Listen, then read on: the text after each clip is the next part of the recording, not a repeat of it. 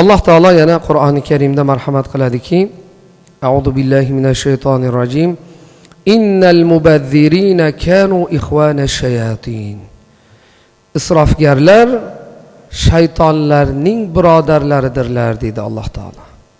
Demak, haddan oshuvchi, isrofga ko'p yo'l qo'yuvchi kishilar, Alloh saqlasin, bu shaytonning birodarlari hisoblanar ekan.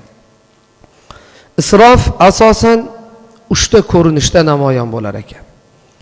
Birinchisi, uning eng yomon ko'rinishi bu Alloh taolo bizga ne'mat qilib bergan mol mulkni harom narsalarga sarflashlik.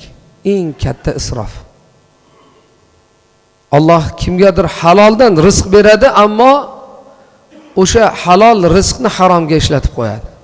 Ulamolarimiz harom yo'lga sarflangan har qanday mol mulk isrofga kiradi, garchi arzimagan miqdorda bo'lsa ham dedilar.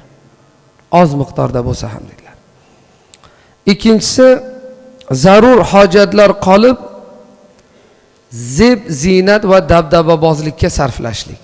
Zaruratlar bor o'zi, o'shalarga sarflamasdan ortiqcha narsaga sarflashlik, zeb, ziynatlarga. Ya'ni farzandlarni oziq-ovqati, kiyim-kechagi, darsliklariga ehtiyoj bor. Farzandni ilm olish uchun sarflash kerak, ammo ko'ngil ochar narsalarga sarflaydigan bo'lsa, albatta bu isrof dedilar.